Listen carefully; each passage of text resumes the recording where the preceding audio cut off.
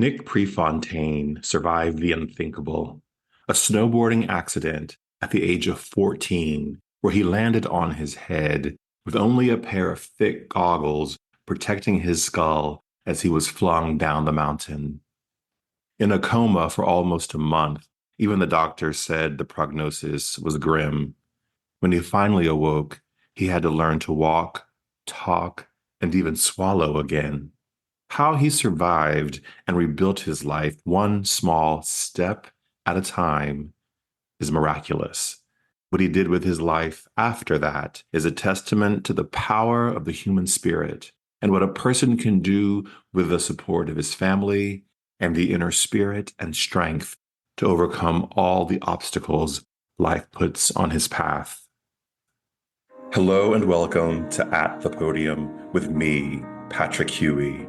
At the Podium is a multimedia platform where story by story, we explore the resiliency of the human spirit with people who are using their own personal journeys to leave a positive and transformative imprint on our world today. At the Podium holds a space for meaningful conversation, inspiration, and life. Today, I'm thrilled to share the podium with Nick Prefontaine. Nick Prefontaine is a 3 times best-selling author and was named a top motivational speaker of 2022 in Yahoo Finance. He's a speaker, founder, and CEO of Common Goal. Common Goal's mission is to provide people with the support and tools to achieve their limitless potential, and most importantly, to take their first steps, because this is the most important step and makes possible all of their clients' other goals. Using the STEP system, he is able to lead clients through their own trauma. He believes that once they make it through, that is where their limitless potential lies. Nick's been featured in Brains Media, Sway, and Authority magazine. At 14, Nick suffered a life-threatening snowboarding accident. His parents were told he would probably never walk, talk, or eat on his own again. But he did. In his talks, he shares the same system that helped him run out of the hospital. He teaches the audience how they too can apply this same system to their own lives to make it through any crisis, trauma, or life challenge. Nick, welcome to At the Podium. Patrick, I'm so excited to be here. It is such a pleasure to have you on. I was very much moved by your story and the journey that you went on to actually be standing where you are today. And when I was watching some of your work online, you said something that really struck me as quite profound. You said, when someone tells you you can, listen. And I was really moved by that because there's so much in the world now telling us that we can't or we shouldn't, that you kind of zeroed in on something really spectacular, which is lean into the voices that are supporting you, that are moving you forward. Can you speak to that? Absolutely. It's always been a part of who I am, Patrick, that I always listen to the voices that are encouraging me, and the ones that are saying that you can't, or not even saying directly to me. I almost take that as block that out and listen to the internal voice that I have in the back of my head. Absolutely. So I think it really began for you on February 5th, 2003 at 2 p.m., this journey. What happened on that day? So that day, February 5th of 2003, I was on my way to ski club with my friends, and all my friends and I, Patrick, had brought all of our snowboard gear onto the bus to get ready so we wouldn't miss a precious moment once we got to the mountain. So we got to the mountain, and the rest of the class migrated inside to waste time and get ready, but we were ready. So we wanted to get all the mountain time, all the time in the mountain that we could. So we headed right for the chairlift. On the ride up, we noticed that it was very icy because it had been raining. People were wiping out everywhere. However, we weren't beginners. It wasn't our first time on skis and snowboards. So we got to the top. I buckled into my snowboard, took a breath of that crisp winter air, and confidently charged towards the biggest jump in the terrain park. And going out to the jump, I caught the edge of my snowboard. Mm, That's kind of the last thing that I remember. I mm. was told that I landed on my head. I know that you had said that the kids that you had come with, some of them had gone into the locker room and that you and your other friends were excited to get onto the mountain. So you guys rushed to get onto the mountain. In that time, did you grab a helmet? Were you wearing a helmet when the accident happened? I wasn't wearing a helmet.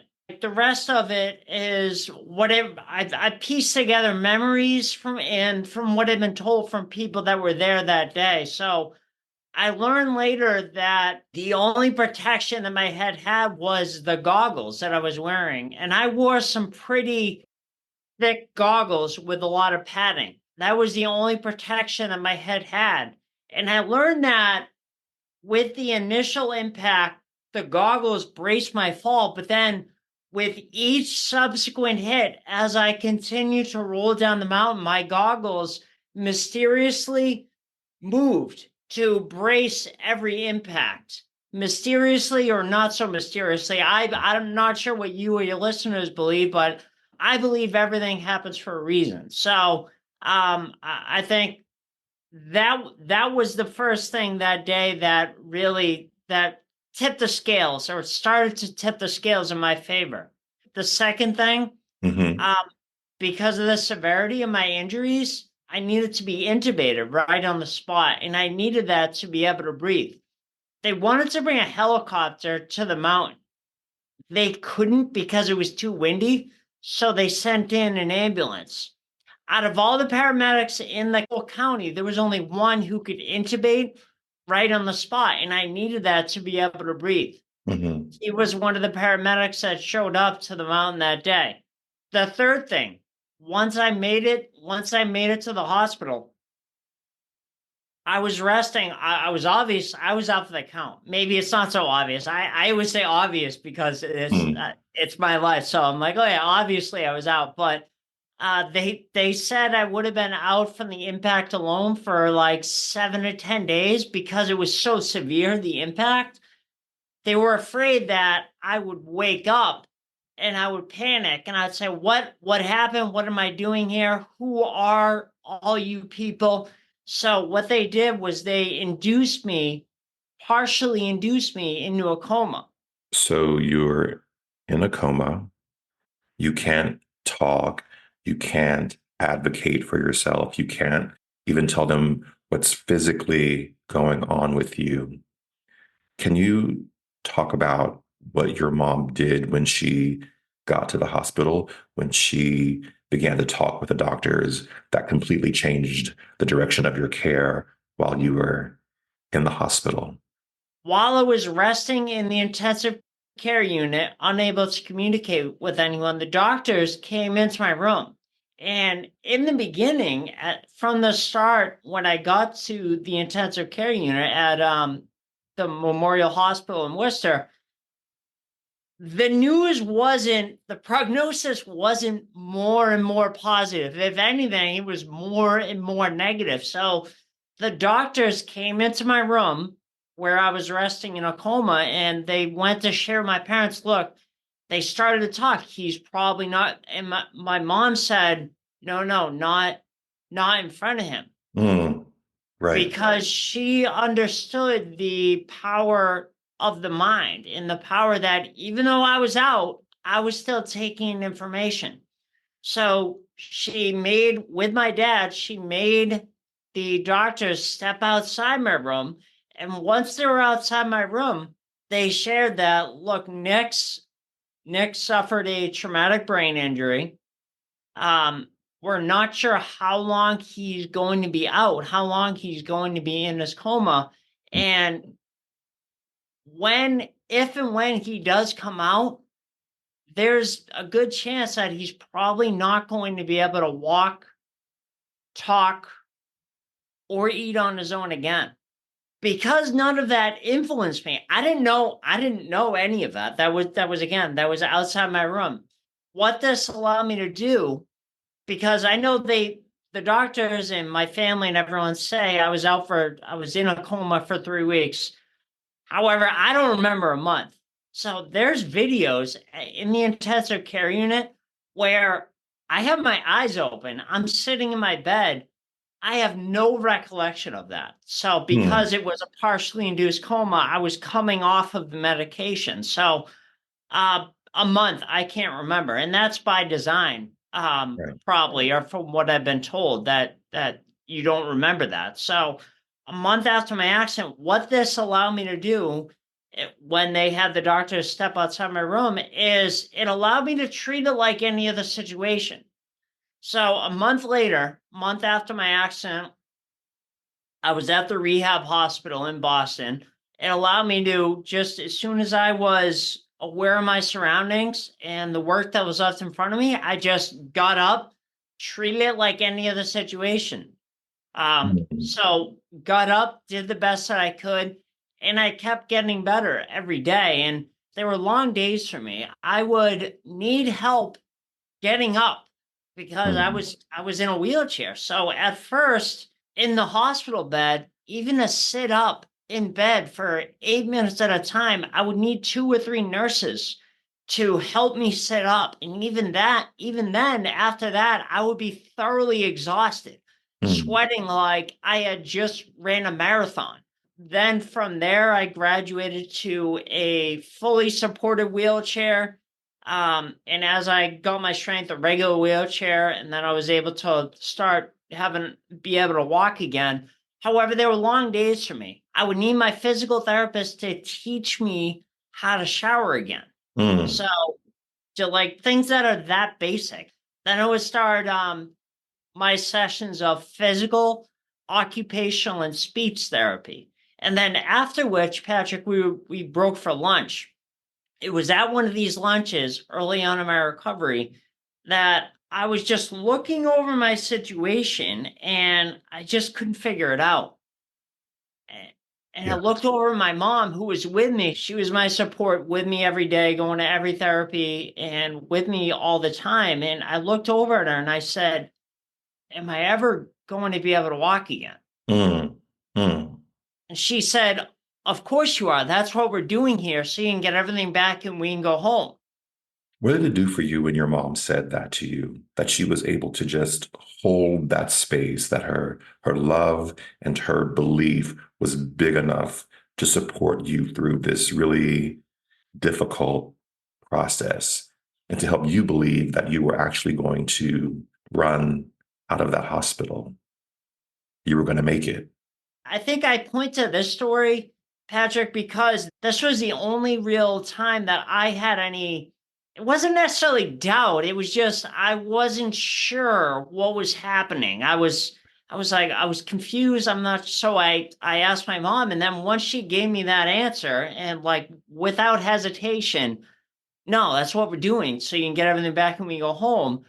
I was like, all right, good, let's keep going. And I kept going. So around that same time, I overheard my parents talking to my team, my doctors and my nurses and everyone thinking or discussing, all right, what do we need to do to make sure Nick makes a full recovery from this accident? Like, what are the Mhm. steps that we need to do? And we met with our team weekly. And that's one of the things that I help other people with that are going through trauma.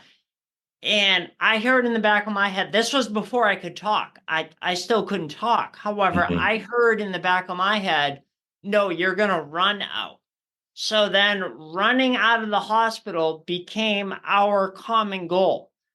So I think that's so important that I've always been good at listening to that voice in the back of my head that's call it what you want, intuition, God, the universe, whatever you want, but I've always listened to that voice. I want to go back and ask you a question that you said in the very beginning about the goggles moving back and forth as you were Yeah. tumbling down the mountain. Would you call that God intervening in that moment for you? What do you attribute that to? Yeah, absolutely. I feel like there was definitely a higher power at work in that instance because there's no other explanation. Hmm. And how, 100%. and how did your mother have the awareness in the moment that you're in the hospital, you're in a coma, to tell the doctors, no, no, no, no, no, we're going to step out of the room and have this conversation? What led her, do you know, to even be able to make that kind of really proactive choice for your care, that you wouldn't hear the bad news? She's always been she's always been good at that with all family. Mm, Because she realizes, and thus, like, I say we have realized that they have to tell you for liability reasons. right. Doctors have to tell you worst case scenario. They can't paint a rosy picture. All right, well, all right, you're gonna get better. Like, just keep going. They can't do that. Liability reasons, because they'll get their pantsuit off, I guess you could say, Yes, yes, from all people blaming them for their situation. right. Yeah. How did you, and you talked about it, you talked about how you had to learn literally how to shower again. Like your occupational therapist had to teach you water, soap. Yeah. Step one, step two. When you're in that process of relearning, you said you had to relearn how to swallow. When you're in that moment in the shower and the water's turned on for you, is it that you don't remember how to do that?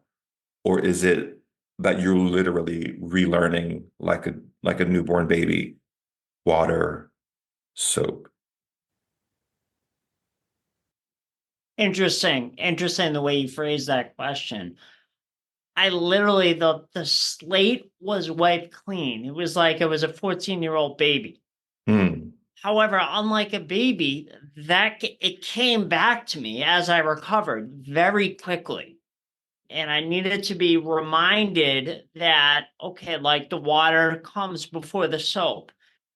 It clicked.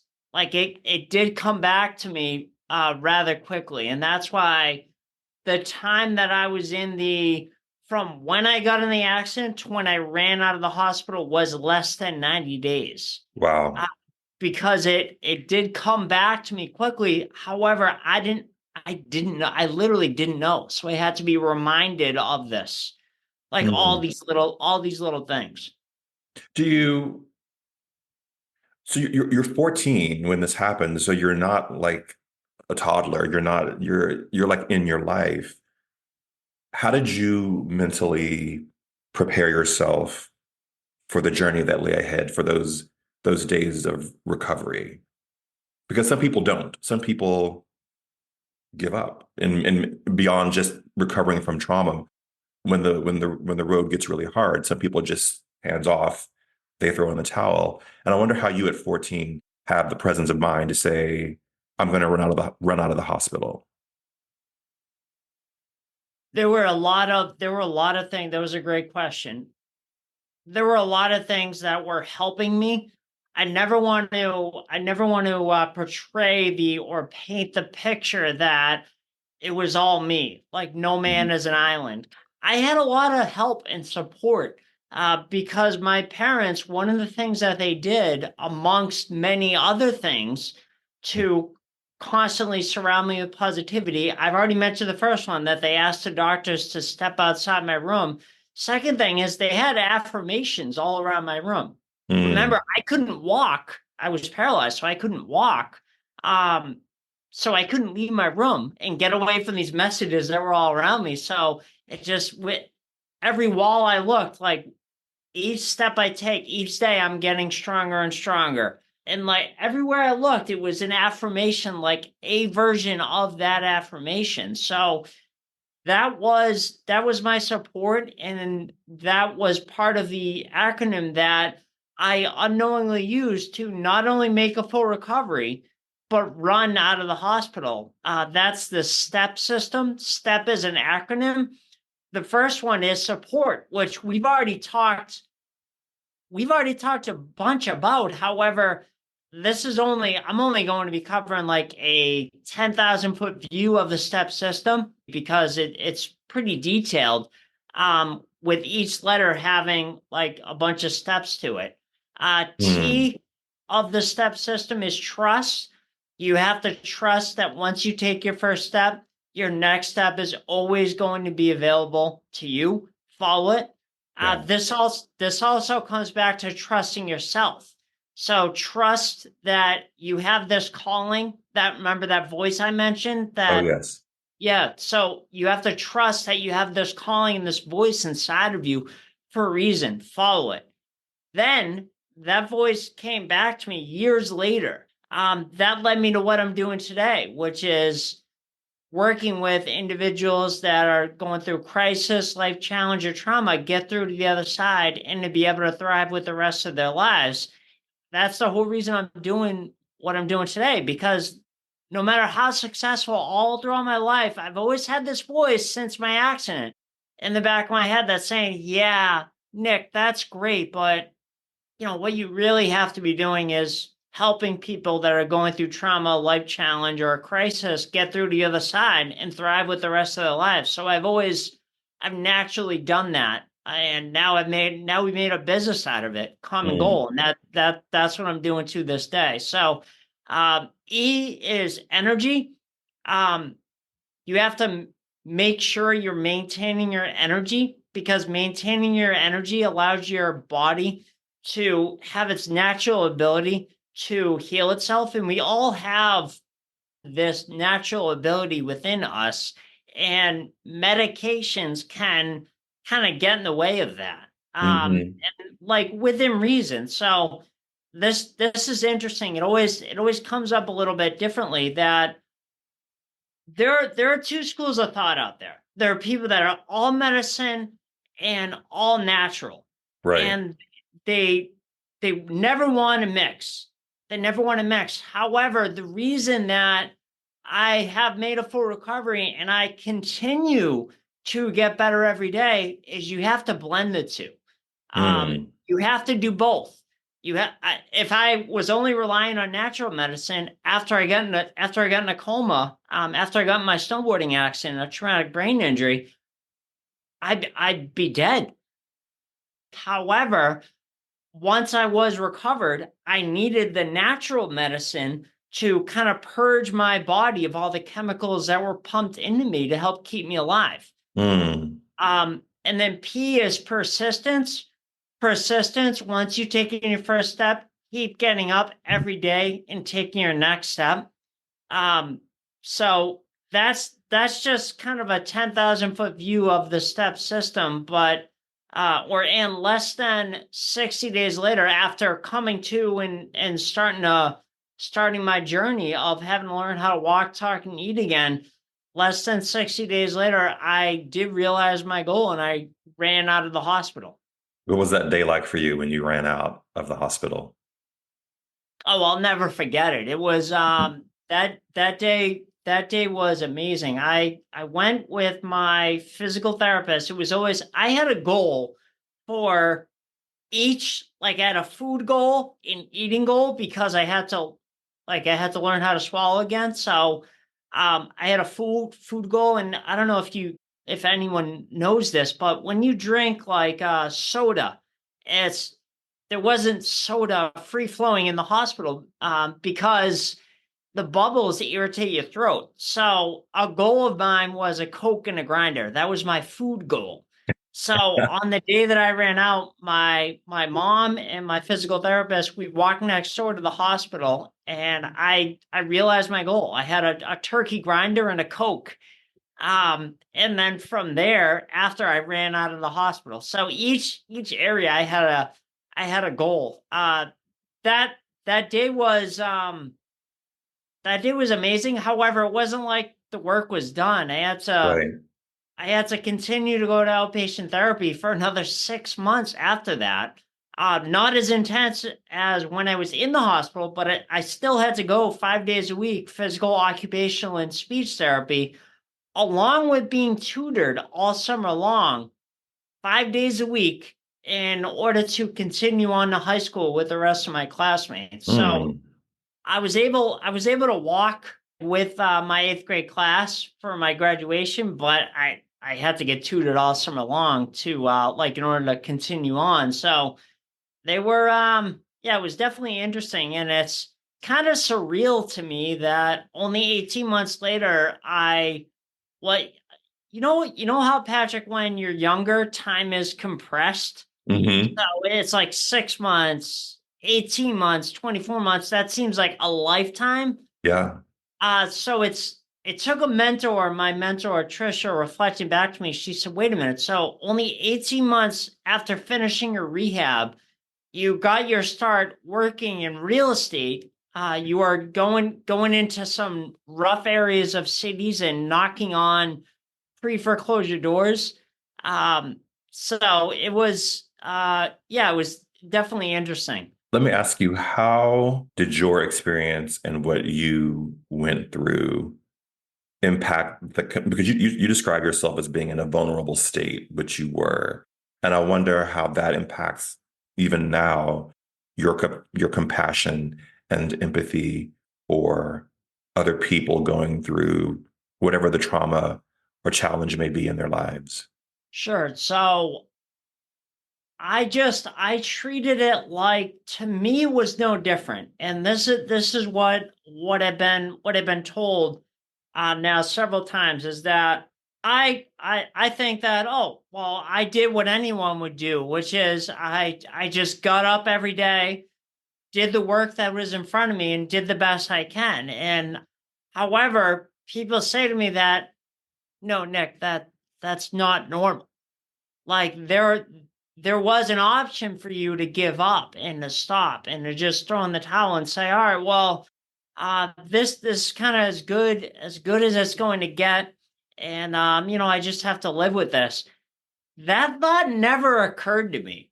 So I would let me say this to illustrate that. So I was like, after I got my start in real estate, I did that throughout the rest of high school. And then I graduated high school, got my real estate license, and was a realtor for several years. And in 2012, I developed a voice issue. This kind of fits with what you were saying, Patrick. I developed a voice issue from yelling my scripts and being a little over exuberant, I guess you could Hmm. say. And just like get myself pumped up before I prospected, before I got on the phone. So I injured my voice. That was in 2012, and I looked everywhere for answers. I couldn't figure out what was wrong. I went to all these specialists. I went to an allergist. I went to speech therapy on my own, everything, and I couldn't figure out what the heck was going on. Um, and I finally ended up in a voice specialist's office in August of 2013. And he walked in, heard me speak, and I had been looking for over a year, like, what the hell is, excuse me, what the heck is wrong with me? So I was amazed when this specialist walked in the room, heard me speak, and right away nonchalantly goes, "Oh, that? Yeah, we deal with that all the time. We'll get you fixed in no time. Go see the front desk and schedule a Botox injection in a couple weeks." And I was like, my mouth was on the floor. I couldn't believe it was. He put me so much at ease, and that's where I started my journey of, that was 7 or 8 years Mm. that I had to do that, and I had to get Botox injections in my throat to relieve the tension, as well as getting voice therapy, speech therapy, from their highly trained voice therapist there at the voice specialist office. And there was several times that I heard, and literally, I had people say to me that well, it's not that bad, and it's okay if you got to live with this. And I just wouldn't accept it. Mm, Um, I just kept. This is going back to the persistence. I just kept getting up and kept working, kept doing my voice exercises, and um, 7 years later or 8 years later, since developing that, um, I find that we're now in 2024. So the last Botox injection that I got was 4 years ago. So mm, it's February 13th of 2020. I no longer have an issue with my voice. And you would never know. I'm sure. And people tell me that all the time. And I think that if I gave in and just said, oh, well, okay, this is the best it's going to be, I wouldn't be where I am today. mm. That's just not my nature. So now working with people that are going through a life challenge trauma, back to your question. Yeah, I no, know it this was is, a roundabout way, but yes, I love it though. Yeah, yeah, yeah. back to your question, working with people that are going through trauma, life challenge, or crisis, I do the same thing. And I've Mm, done it. I've done it all my life. So even long before Common Goal was ever in existence, I've always naturally done this. mm. Whenever someone has a life challenge or a trauma or an accident, is, oh, have you talked to Nick? You got to talk to Nick. And I've always just naturally helped them through. I've unconsciously shared the step system with them and been able to help them through their trauma, get through to the other side, and to be able to thrive with the rest of their lives. I think the heart of my question is, that entire experience, how does that help you really understand where people are who are going through their own challenges? Because I've been there. Yeah, So there are there are people, like I worked with a woman that had an accident, and she couldn't see the light. She like couldn't see through to the other side, and was yeah. just like really down on herself. And um because I've been there, I can say to people, all right, well, what do we have to, like, there's so much that can get overwhelmed. And a lot of people that suffer any kind of a setback or a trauma are overwhelmed by all the doctor's appointments, all the therapies, all the medication, like everything. They're overwhelmed. And what I can break it down to and what I can simplify it down to is, what do we have to worry about right now? What do Yes. we have to, not even today, what do we have to worry about right now? Let's just take that step. And then once we've taken that step, the next step is always going to be available. We just have to trust it. And that's part of what I teach and help people with. Hmm. What did you say to yourself to get through the tough moments, the moments when it was really hard for you? What words did you say? What words were said to you that helped you still keep moving forward? I may have recency bias, but I'm more proud of overcoming the voice challenge. And Mm, I going through my voice challenge, I remember there was several times where, after getting the injections, the Botox injections, for only 2 or 3 years, right in the middle of there, I felt like I was stuck. mm, And I just had to, I was just kind of took a deep breath and just got up and the only thing I can focus on right now is what I can control. And what I can control is doing my exercises, my voice exercises that the therapist told me I had to do these several times a day, along with getting treatments and natural therapies, taking care of my energy. That's also something that we teach. Those are the only things that I can control. So I'm going to mm. continue, and part of that is getting your rest, getting your sleep, taking care of yourself, exercise, diet, everything like that. That's the only things that I could control. Like, for instance, if they told me I was to do them, like, all right, do this once a day, I'd be doing it like two, three, even four times a day. Um, Yeah. that's just the way that's always been my nature. So I could only control doing the voice exercises, going forward with getting my treatments, which I still get to this day. I just had one early this week on Wednesday. I don't know if you've heard of it. It's a craniosacral Oh massage. yeah, of course. Um, so I term that as almost like energy. Like I know it's a massage, but I like that's an energy treatment to me to help keep my energy high. So I get that and I have got that for gosh, the past 15 years, I would say.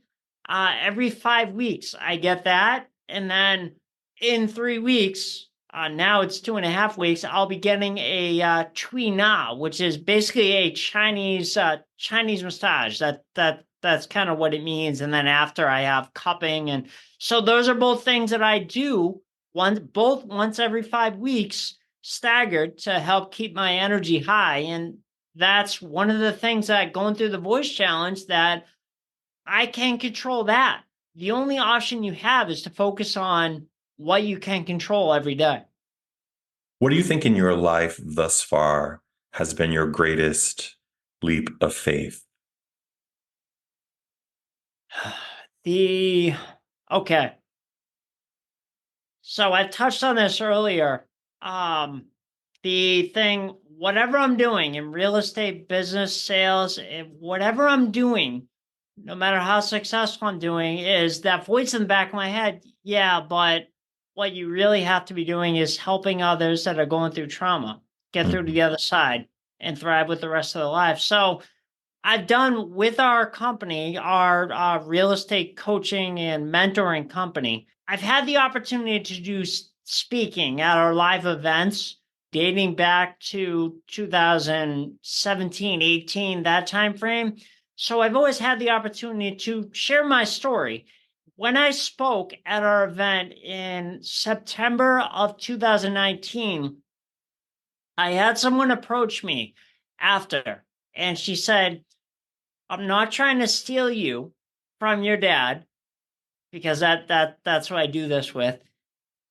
Do the real estate, that is the real estate coaching and mentoring and investing with. So she said, I'm not trying to steal you.